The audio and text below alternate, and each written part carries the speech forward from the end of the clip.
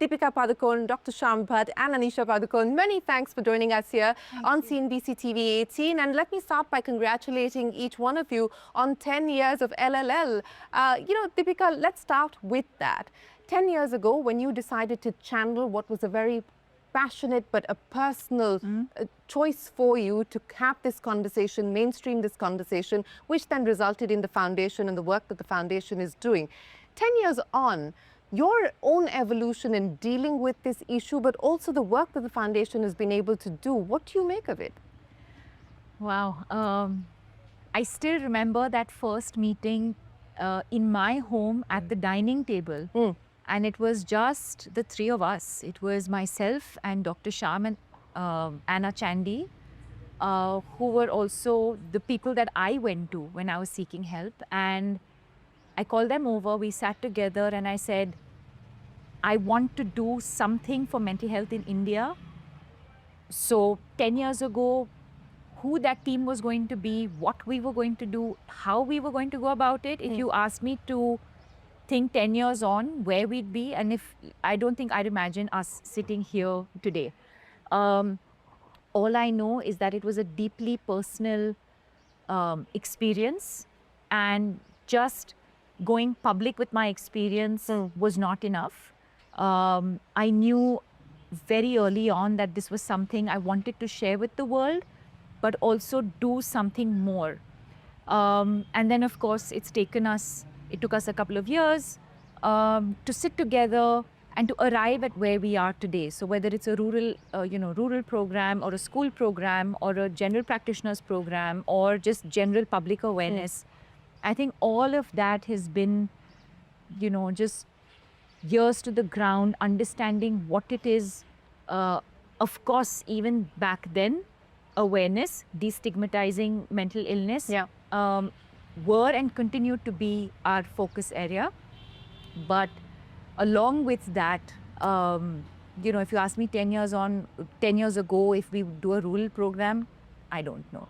But, so I think, and we've just been one of those, we also, if I may say, I think there was a lot of skepticism when we started about a celebrity coming out and sharing her experience with mental illness. Was it a publicity stunt? Was she being paid by a pharmaceutical company, if you remember that? So we've had to deal with all of, we had to deal with all of that. And I remember saying to the team, even at that point, that we just put our head down and continue to do the work that we have to do.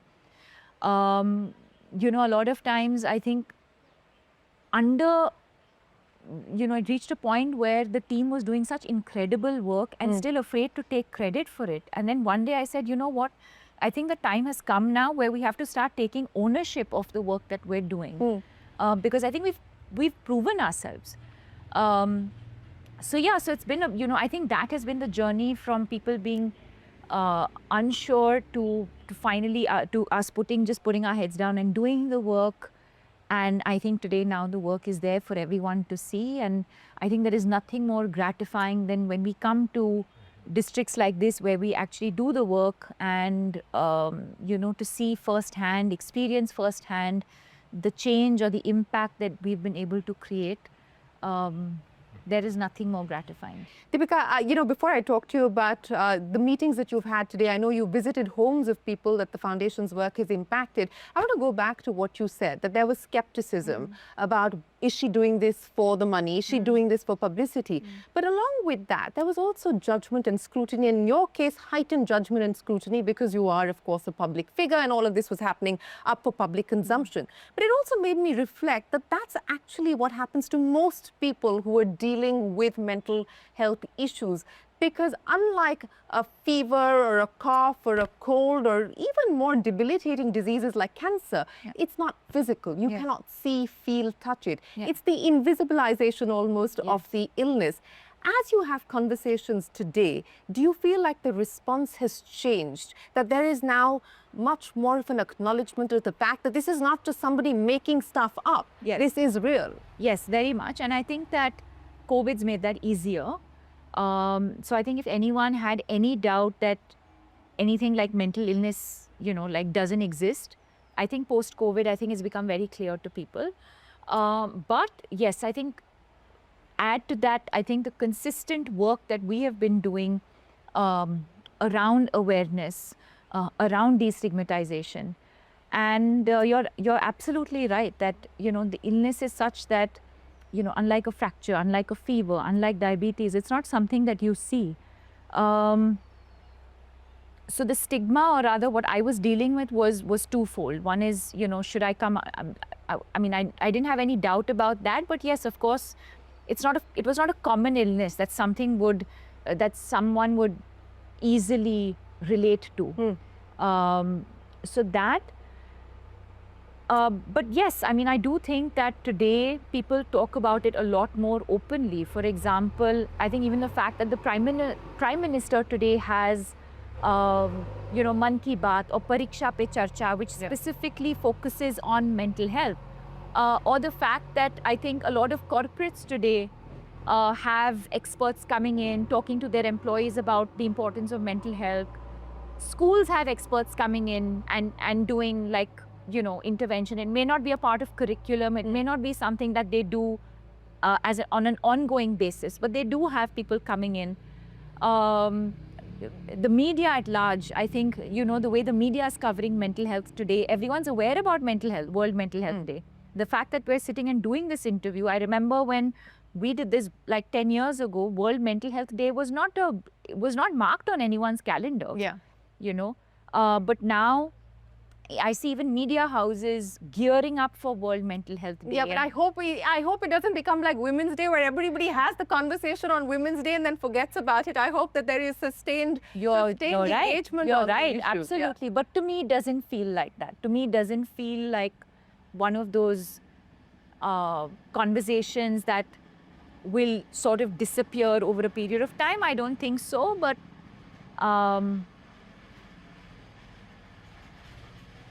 understand what you're saying. And I do feel like more and more people talk about it, cover it, and, maybe even include it. I mean, there's so much that we can talk about in terms of what more we can do, but definitely, I think in the last 10 years, we've really come a long way. Anisha, let's talk about the last 10 years and what it's actually taken as far as execution is concerned. Because from, Deepika saying that, look, I want to give back and I want to do something about it, to actually ensuring that you roll this out. Yeah.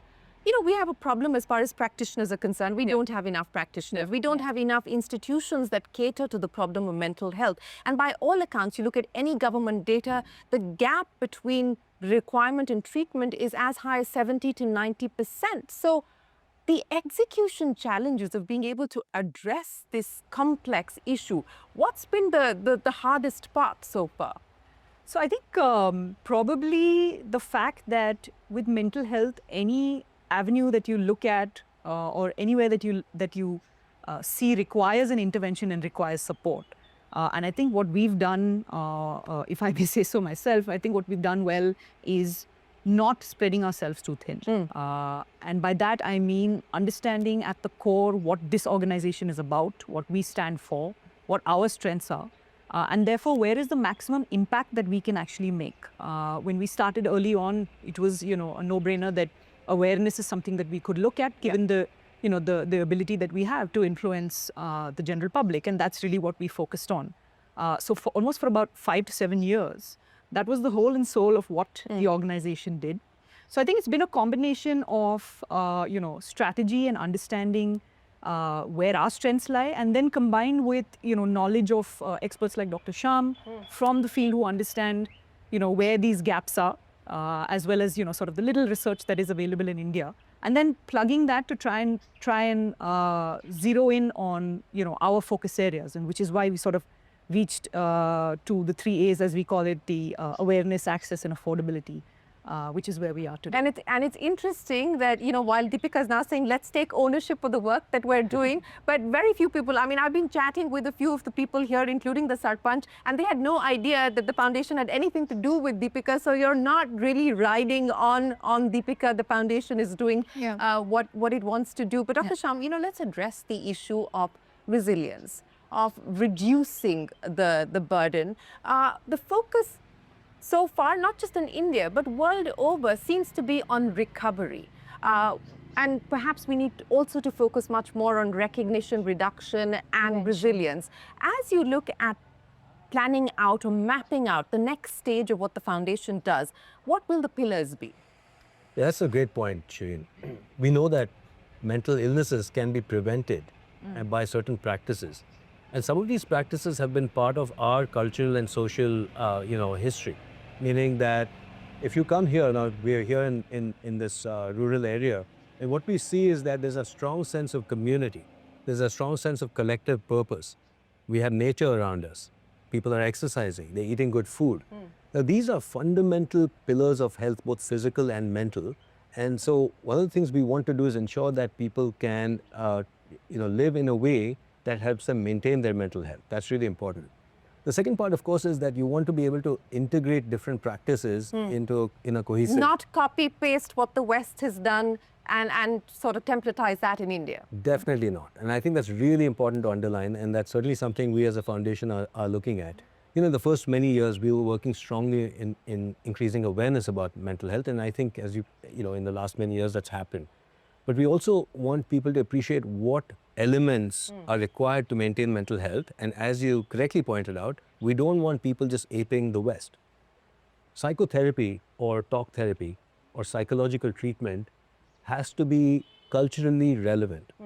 We can't be importing things, without making sure that it fits into our culture. And that includes integrating insights from our spiritual traditions, practices like yoga, meditation, along with Western psychiatry and medicines when they're required. Obviously that's important, but we don't want to go the Western way where we're not doing everything else required to maintain the society's mental health. And look at the person holistically, and not just as the symptoms that they're experiencing at a particular point in time, and look at everything else that surrounds that individual, because so much has to do with the context that an individual is also faced with and living in. But Deepika, coming back to, since we're talking about mainstreaming the issue around mental health, it's a conversation now at workplaces because the impact on productivity is being felt, it's being recognized, and it's being acknowledged. But are you starting to see, for instance, movies, the entertainment world wanting to take this up seriously as an issue without being preachy about it, but making it part of the discussion, the dialogue, the conversations, from a film perspective? I mean, I don't know if I can speak for anyone else, but that's definitely my endeavor. Either in my individual capacity as an actor or via my production house. And I've been very vocal about this, that slowly but surely I am focused on bringing about change in the workplace as far as the Indian film industry is concerned, because it's brutal, right? And I think we have a tendency of working in a way that is chalta hai. If a system has been working well, or well, I don't know according to whom, but if it's been working well for this long, then why shake the apple cart? And I've never really been that person. I'm always looking at how can we better something? How can we better? And so I think whether it's our work hours, whether it's our working conditions, whether it's the food that we eat, I think all of this needs to be looked at. Now, there's a lot of pushback coming your way as well, so and now very publicly so. If, by virtue of being a woman, if that's coming across as being pushy or whatever, then so be it. But it is no secret that a lot of male superstars in the Indian film industry have been working for 8 hours for years, and it's never made headlines. So why should it be any different for women? I don't know. But you're saying that the lens is different. Yeah, I don't want to take names now and make this into like this whole thing, but it's very commonly publicly known about a lot of male actors who've been working for 8 hours for years. A lot of them work only 8 hours Monday to Friday. They do not work on weekends. Yes, I think the larger issue being that while the Indian film industry is termed as an industry, we've never really worked like an industry. We are a very disorganized industry. And I think it's time that we brought in some sort of some systems into this culture of Are you the lone voice, or are there at least other women who agree with what you have to say and would like to? I also know a lot of women now and newly turned mothers who have also started working 8 hours, but that also surprisingly didn't make headlines. So I'm not sure about this myself. It's just you, is it? I have no idea. But yeah. But do you believe that you're going to have to pay a price for asking what you believe is fair? I've done this at many levels, Shri. This is not new to me. I think even as far as pay is concerned, you know, I've had to deal with whatever comes with, you know, I don't even know what to call it, but I'm someone who I've always fought my battles silently, and for some strange reason, sometimes they become public, which is not the way I know and not the way I've been brought up. But yes, to fight my battles and to do it silently and in a dignified way is the way I know.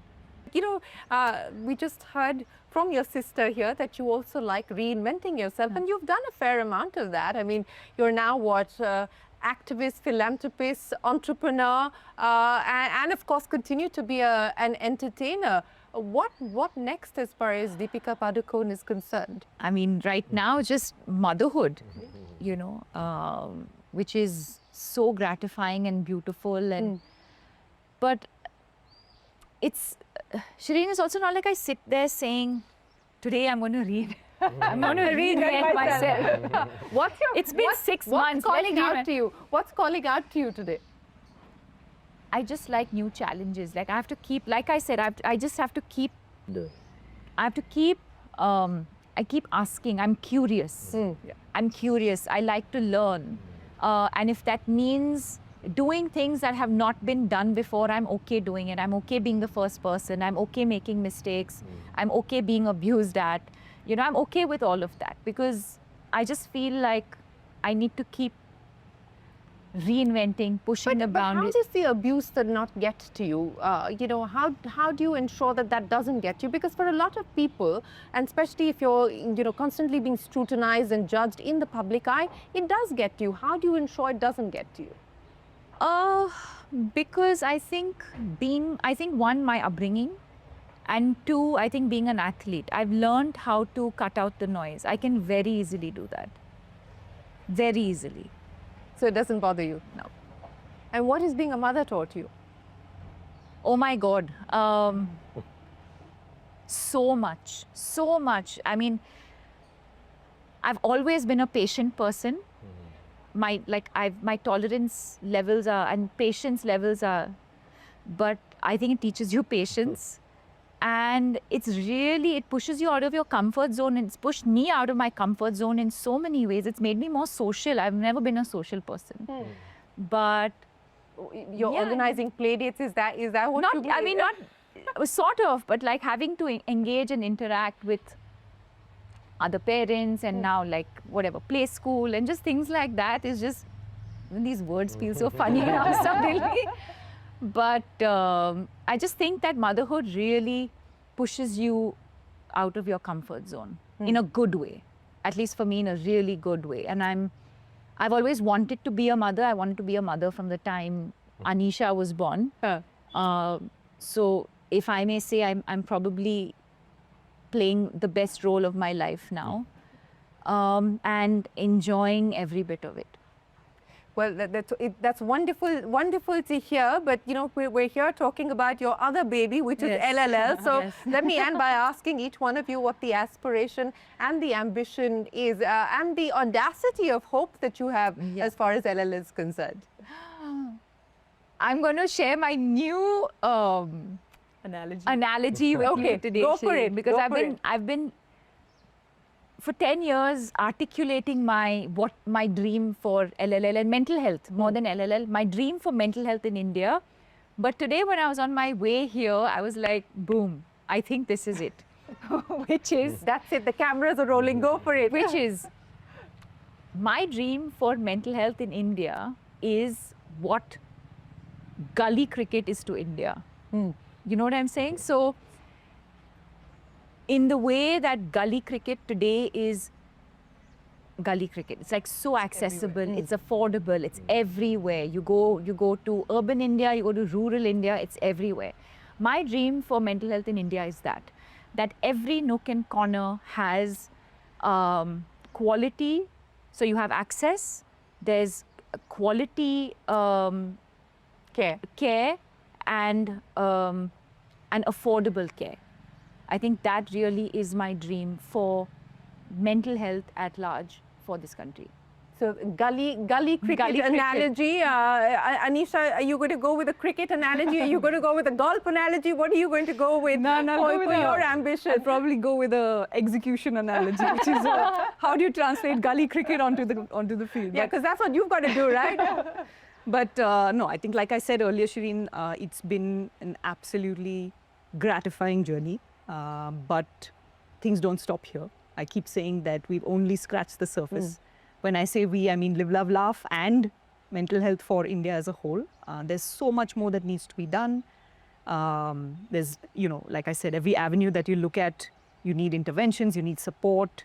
But I think it's also important that everyone understands their roles and sort of, gets to doing what has to be done. Where Live, Love, Laugh is concerned, we have decades left. And the good thing is we've understood from day one that this is a marathon, it's not a sprint or a race. So I don't think we've looked at it as, let's get this done in 2 years. We knew from the beginning that we're in this for the long run. So I think that remains the same and that helps the overall sort of journey. But yeah. Well, we do hope that we find that convergence and we do find our own unique approach of being able to address this problem, which is a crisis and a complex challenge that India has to grapple with. It has social consequences, of course it has health consequences, but it has economic consequences as well. Deepika Padukone, Dr. Sham and Anisha, thank you so much for joining us here in Chhindwara. We wish you the very best of luck for the next 10 years as far as LL is concerned. And may you continue to thrive and may we all continue to flourish.